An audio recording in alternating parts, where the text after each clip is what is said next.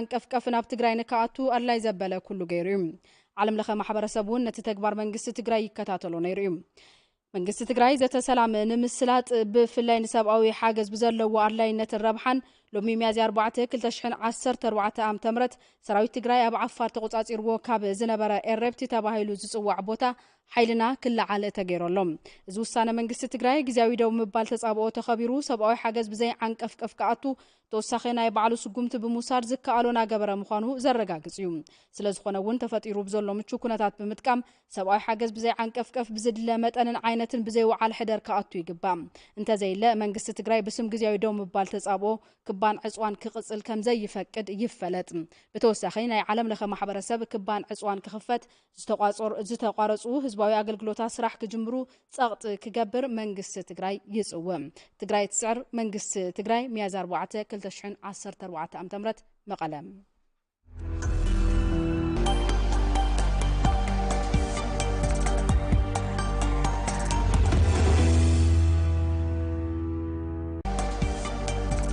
ተምረት ጀምሮ የሰብአዊ እርዳታ ያለምንም ማደናቀፍ ወደ ትግራይ እንዲገባ የቻለውን ሁሉ አድርጓል ያለ ማህበረሰብም የትግራይ መንግስትን ተግባራዊ ምላሽ ይከታተለው ነበር የትግራይ መንግስት የሰላም ውይይቱን ለማሳለጥ በተለይ ለሰብአዊ እርዳታ ባለው አስፈላጊነትና ጥቅም ዛሬ ሚያዝያ 4 2014 ዓ.ም የትግራይ ሰራዊት ተቆጣጥሮት ከነበረው የአፋር አካባቢ ኤረብቲ ተብሎ ከሚጠራው ቦታ ሰራዊቱ እንዲነሳ ተደርጓል የውሳኔ የትግራይ መንግስት ጊዜያዊ ግጭት የማቆም ስምምነት ተከብሮ የሰብአዊ እርዳታ ያለምንም እንቅፋት እንዲገባ የራሱን እርምጃ በመውሰድ የሚቻለውን ሁሉ እያደረገ እንደሆነ የሚያረጋግጥ ነው ስለሆነም የተፈጠረውን ምቹ ሁኔታ በመጠቀም ሰብአዊ እርዳታ ያለምንም እንቅፋት በሚያስፈልገው መጠንና አይነት ሳይውል ሳያድር የሰብአዊ እርዳታው ሊገባ ይገባል ካልሆነ ግን የትግራይ መንግስት በጊዜያዊ ግጭት የማቆም ስም ከበባውና ክልከላው እንዲቀጥል እንደማይፈቅድ ያሳውቃል በተጨማሪም የዓለም አቀፍ ማህበረሰብ ከበባውና ክልከላው እንዲከፈት የተቋረጡ ህዝባዊ አገልግሎቶች ስራቸው እንዲጀምሩ ጫና እንዲፈጠር የትግራይ መንግስት ጥሪውን ያቀርባል ትግራይ ትስዕር የትግራይ መንግስት ሚያዝያ 4 2014 ዓ.ም መቀለም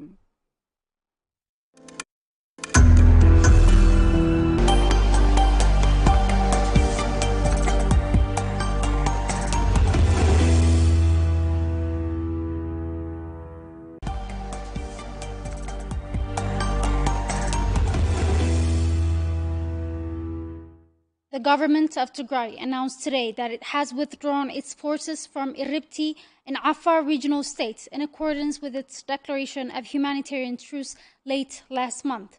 A statement issued by Tigray's Bureau of Communication today reiterated the government's commitment to the humanitarian truce and to ensuring that humanitarian aid is able to reach those in need.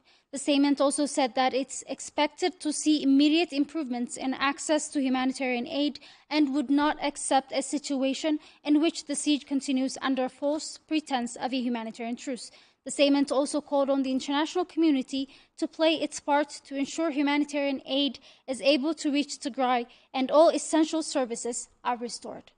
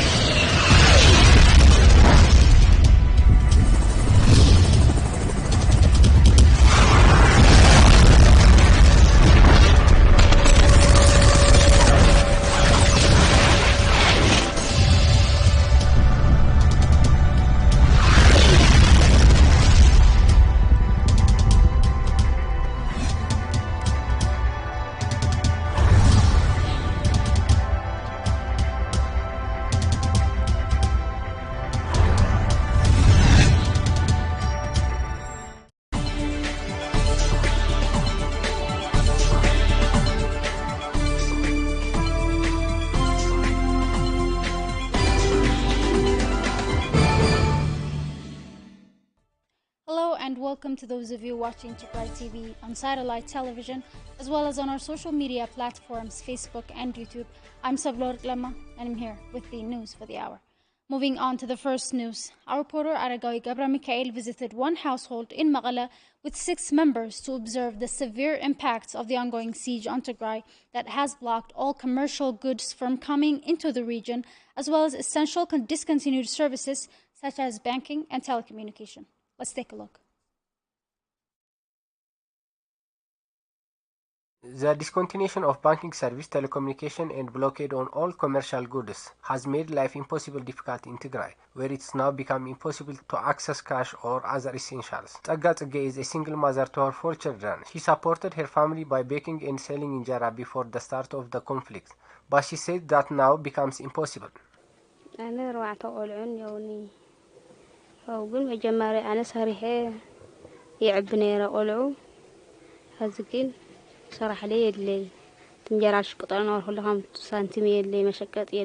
have 4 children. I had a job so I could work and support them, but I'm no longer able to bake and sell injera because stuff is so expensive now, and I don't have any cash to start a new business, and there are no job opportunities as well, so I'm forced to stay home. Tiggai says her mother, who is visually impaired, has started to beg for money to try and support her grandchildren.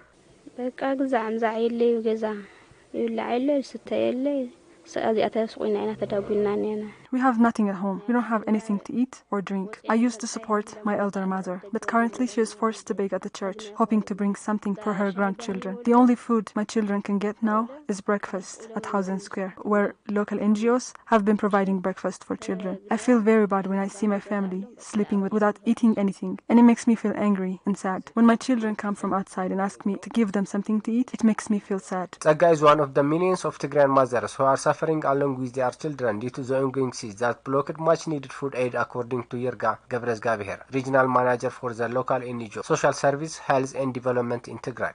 The parents of those children were in a good economic situation before the war, and this is as a result of the war become people suffering of the blockage, and no aid is coming. So this is our response to protect people from and prevent people from dying. We only provide breakfast. We can't give them lunch or dinner. And for 90% of the children, this is the only meal that they are having for this day.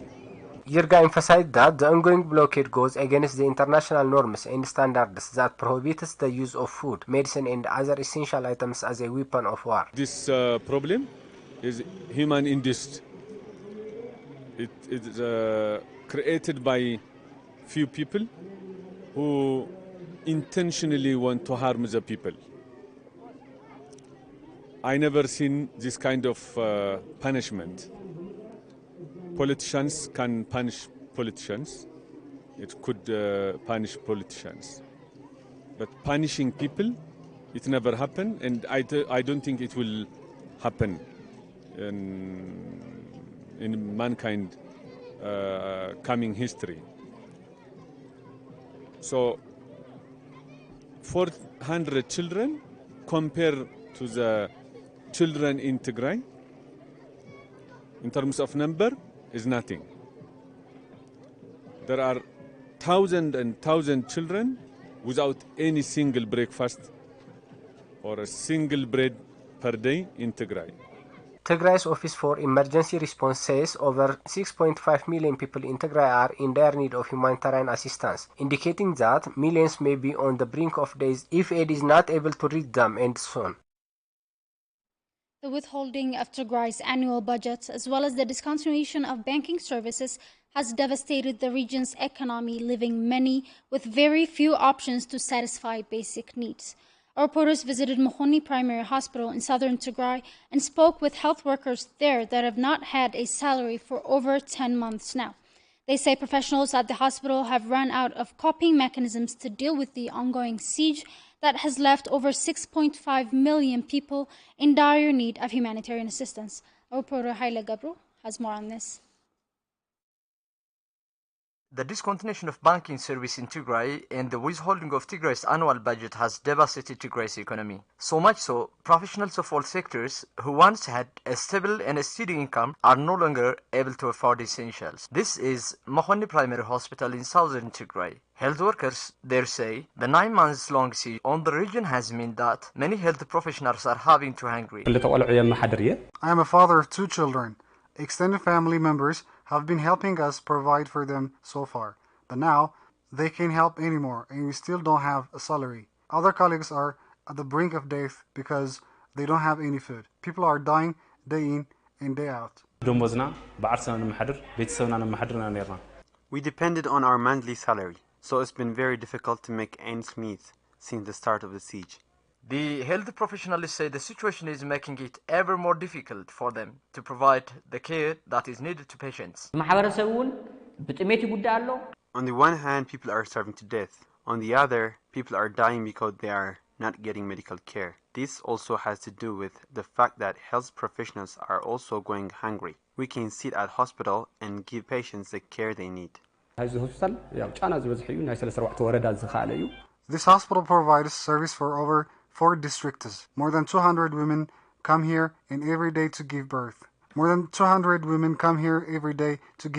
But it is hard to continue to serve the community when you yourself have nothing to eat. Health workers are starting to feel hopeless. If things continue the way they're going now, we may be forced to close the hospital. The health professionals say they are shocked the international community has so far failed to take punitive action against Abiy Ahmed and his government that is using famine as a weapon of war. The world must open its eyes and see what's unfolding in Tigray. Millions have been displaced. Hundreds of thousands have been killed and gang raped. Civilian infrastructure has been deliberately destroyed. The international community must help the people of Tigray, including health professionals. Moreover, I also plead with members of Tigray diaspora to do what they can to help those in need. The past year of the conflict has been Tigray's health system as one of the primary targets of destruction by the allied Ethiopian and Eritrean forces that have not only destroyed important infrastructures but have killed 37 health workers, injured over 70 and displaced over 4,000. According to Ethiopia's Red Cross Association, over 200,000 people in Tigray used ambulance every year. And that number, over 60%, are pregnant women in labor and in need of urgent medical attention. Our reporters in southern Tigray spoke to one mother who had to travel 10 kilometers in a cart while in labor to reach Mahoni Primary Hospital to receive the much-needed medical care. Karomel Debrahan reports. Alam Khalayu is a resident of Bayo Garasa in Raya Azobo, southern Tigray. She says it has been impossible for her to access medical care during her pregnancy because invading forces had destroyed and looted health facilities in her area. We met her at Mahoni Primary Hospital, over 10 kilometers from her hometown. She says her family brought her to the hospital by cart as she was in labor.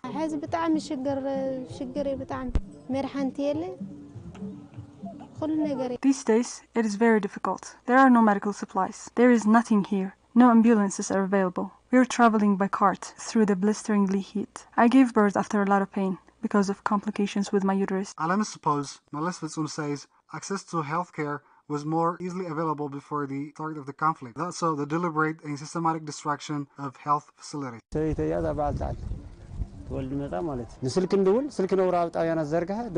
That is my wife right there. She is here to deliver a child. We used to call a hospital to get ambulance service, but now we are forced to use the cart as a means of transportation due to shortage of fuel. Even if there was fuel available, we wouldn't be able to use it because many ambulances have been looted. We are suffering not only here, but all over the region. There is no fuel and medical supplies. Dr. Masala Mullah, the director of Mahoni Primary Hospital, and the midwives at the hospital say that the lives of pregnant mothers and newborns are at grave risk due to severe depletion of medical supplies and ambulances.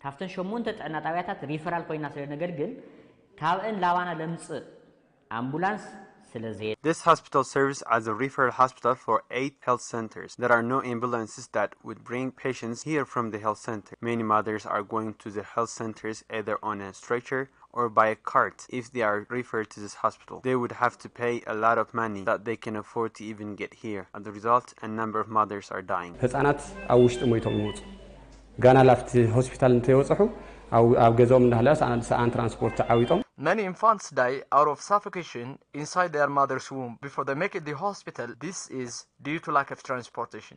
Many mothers give birth at home and come here after losing a lot of blood. After 6 or 7 have been disposed to preeclampsia and eclampsia. Burhan Mokonnen, who is the head of Ethiopian Red Cross Society of his branch in Tigray, says numerous mothers are dying due to the lack of ambulances following the depletion of fuel in the region.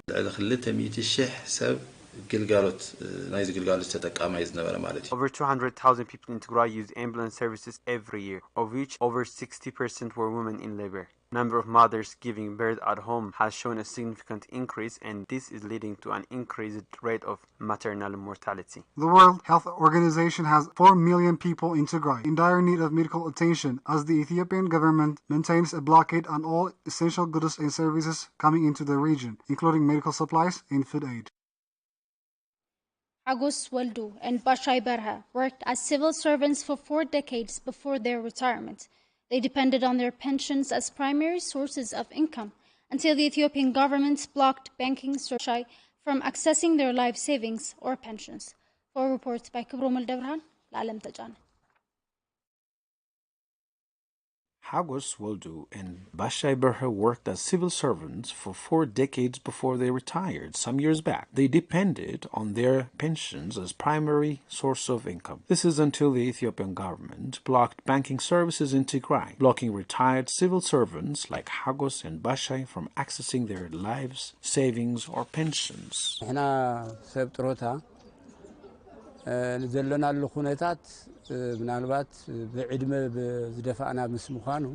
are old. We often need medical attention, but we can't afford to pay for our medical bills. We are in a desperate condition because the Ethiopian government had blocked us from accessing our bank accounts. We have served our country for more than 40 years. Now, we are unable to buy food for our families. Others in the same position as us have gone on the street or have starved to death. A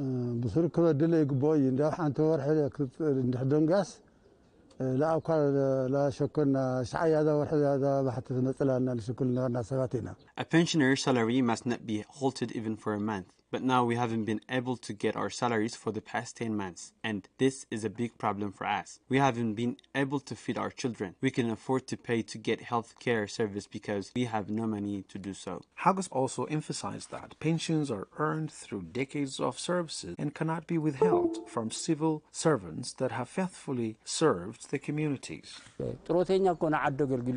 A person becomes a pensioner after having served their country for decades. The pensions were taken from our salaries, but we are unable to access them. We are starving because of it. Retired civil servants are just some of the 6.5 million people in Tigray in dire need of humanitarian assistance, as the Ethiopian government maintains a blockade on humanitarian aid that has lasted over 9 months. During the 8 months of occupation, thousands have been killed, millions have been displaced, and many raped by Ethiopian forces and their allies from Eritrea. Our reporter spoke with survivors of sexual violence in Abiy Addi, west of Magala, and they share a gruesome account of the violence committed.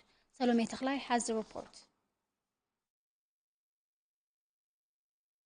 An 8-month-long occupation of Tigray by allied Ethiopian and Eritrean forces has seen the arbitrary and mass killing of thousands of civilians, looting of private and public properties, the displacement of millions, and the horrific widespread use of sexual violence as a weapon of war. We spoke to one survivor of sexual violence in Abiy Addi, where she says she arrived after a gruesome journey from western Tigray, where Ethiopian forces were forcibly displacing Tigrayans. Children and women were running away to escape the killing. I found the journey very difficult. I had to walk for 4 days to reach Shira. Then I came to Abiy Addi. They kept saying your brother and husband are juntas. Then 3 soldiers raped me. Abiy Addi, just like many places across Tigray, has seen numerous cases of rape.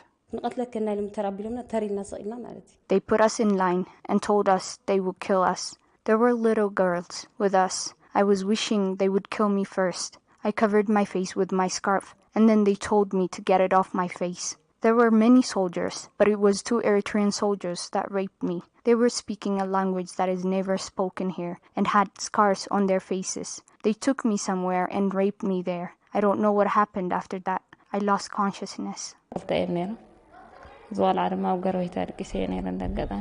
There was 2 of them. My baby was sleeping at a neighbor's house. I was alone in the house I rented. One of the soldiers was standing at the door, keeping people away. The other came in and asked me if I knew Debretsion and where he was. I told him I don't know. Then he raped me and took the 17-gram silver necklace I had.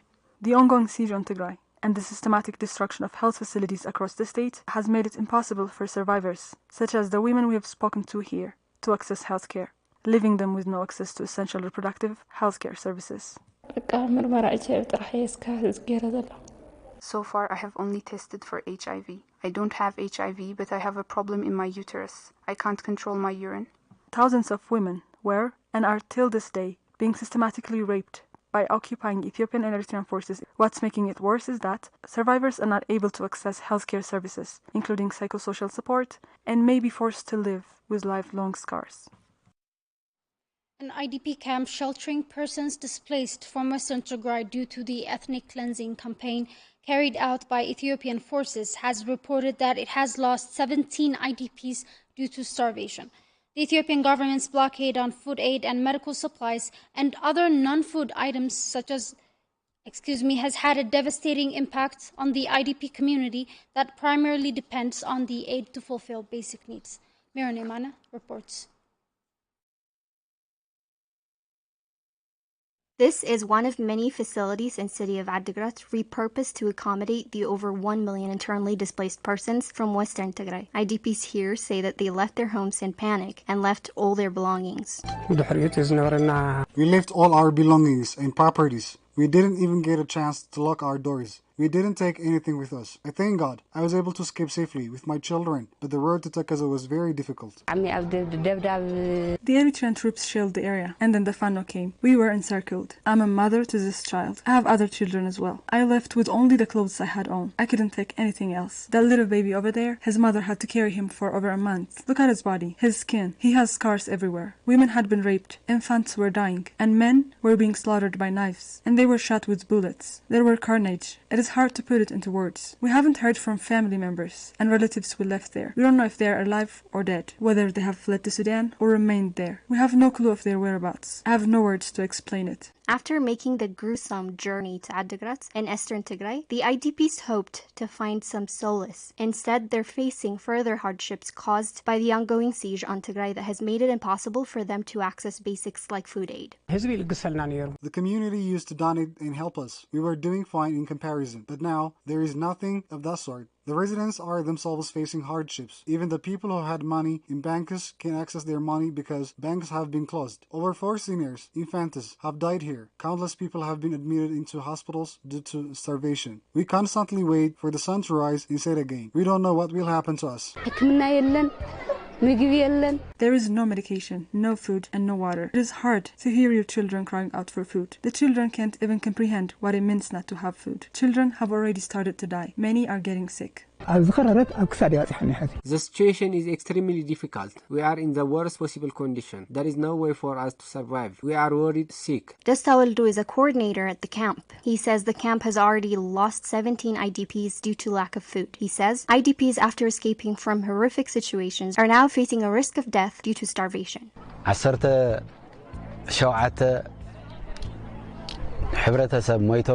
We've lost 17 IDPs. We have observed 19 cases of child deformation due to malnutrition. The IDPs don't have a bed. They don't have clothes. We have people here that contracted illnesses because they're sleeping on cold floor.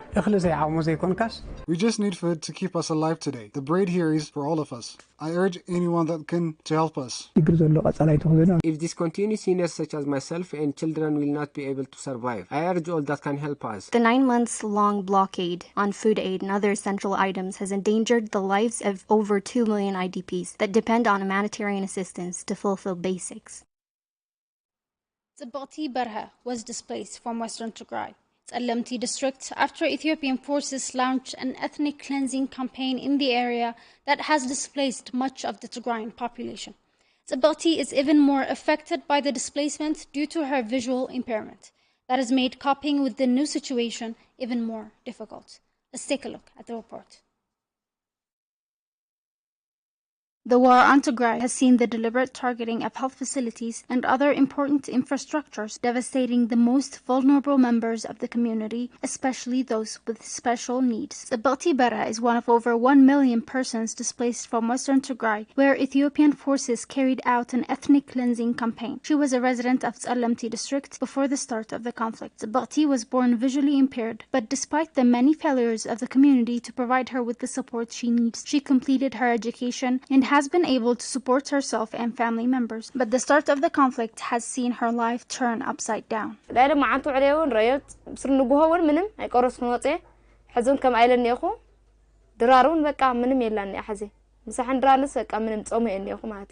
You can see my daily life. For example, today, I didn't eat my breakfast or lunch. I have nothing to eat for dinner either. I'm running on an empty stomach. I'm in a difficult situation now and I don't know what to do. It's impossible to think about education now. I'm not even sure if I'll live long. It's all about survival now. Zaboti also emphasized that while the conflict has had a devastating impact on all communities in Tigray, people with special needs require special attention to overcome this difficult time. The suffering caused due to the siege is in every Tigrayan's house, but as a person with special needs, it creates more problems. We're in grave danger. It will be difficult if nothing is done to help us. Zaboti moves through her home to show us that her small room she has rented in Magala does not have a lock on its doors, nor does it have any furniture where she can lay her feet. But most of all, Zaboti has nothing to eat.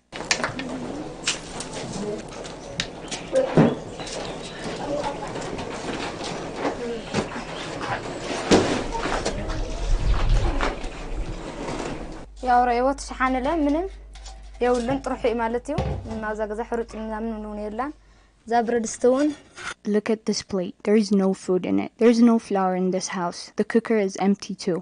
Look at this dirty clothes. I cannot wash them because I have no salt. It is just piled here. It's been 16 days since Abiy Ahmed's government announced a humanitarian truce in the hopes of facilitating the delivery of unhindered aid into Tigray. But just 28 trucks have arrived into the state in the past 2 weeks, well below the 1,600 that would have been required to address the humanitarian crisis on the ground. Bureau of Culture and Tourism, Tigrayan University Scholars Association and Magala University held a workshop on Saturday to discuss the impacts of the conflicts on Tigray's historical and cultural sites. The Bureau said heritage sites were the deliberate targets of the destruction by invading forces that looted and damaged these historically and culturally significant sites. Aragawi Gabra Mikhail has more. Bureau of Culture and Tourism held a workshop on Saturday where it discussed the impacts of the conflict on Tigray's historical and cultural sites. The Bureau said heritage sites were the deliberate targets of destruction by invading forces that looted and damaged the historically and culturally significant sites.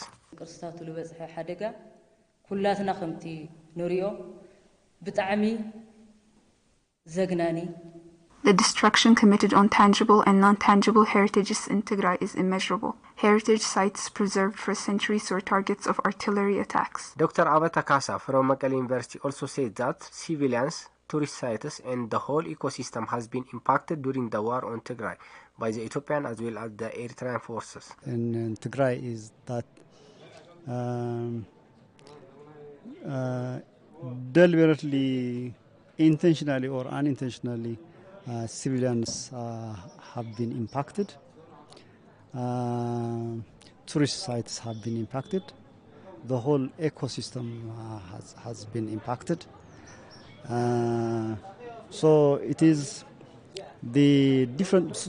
Tigray was not only the forces, the Tigray defense forces, but the whole Tigray was overwhelmed. Dr. Abat also said that there are signs that indicate that the destruction was deliberate and systematic. There have been reports that some of the attacks, destructions, devastations have been deliberate, and in fact, there were reports made by UNESCO and different organizations that some of the destructions and the targets were intentional and even the forces that have waged war on Tigray have been open about it, and then they were saying that even holy places, churches would be destroyed.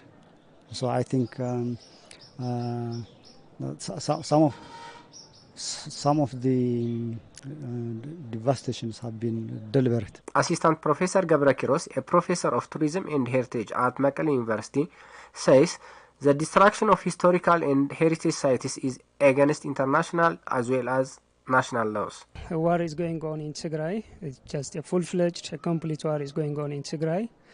And every war has its own rule. There is a law for war.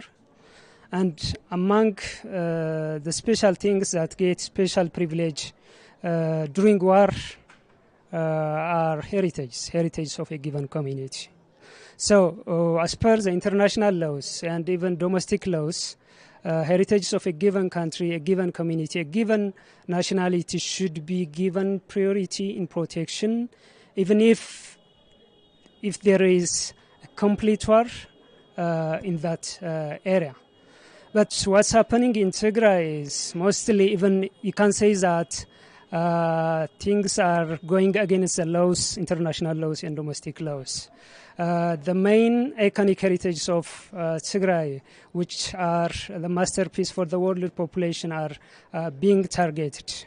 Just churches are being demolished, mosques are being demolished, and the movable heritage of Tigray are being burnt, illicitly trafficked. Gabra Christos says all stakeholders have a part to play to ensure that the destruction and looting that has been committed on heritage sites is properly documented. Among the main issues that the government and related stakes, the universities, institutions, religious institutions, and even individuals have to do is we have to collect the necessary documents.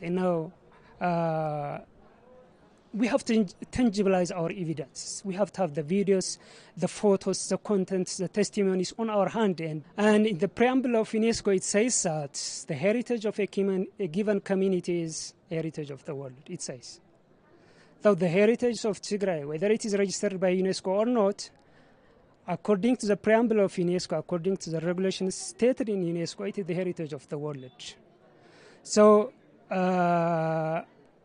the world community, governments of the world, institutions working linked with heritage, tourism, religion, and literature, they should contribute their stake in